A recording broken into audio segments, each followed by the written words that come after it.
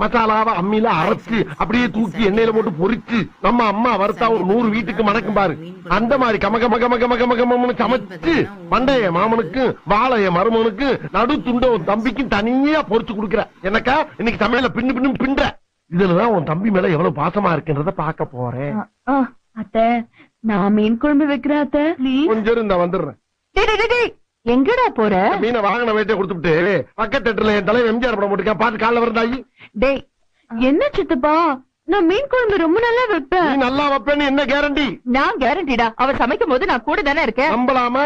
நம்பலாம். சரிதா வச்சு கொடுத்தா நீயே வாங்கிக்கோ. அக்கா போயிட்டு ஒரு 5 நிமிஷத்துல வந்துருவா. 5 நிமிஷத்துல என்னடா பண்ண முடியும்? சரி கூட ஒரு 5 நிமிஷம் சென்று வர்றேன். மீனை பச்சையா பாக்கும் போதே நாக்கு துடியா துடிக்குதே.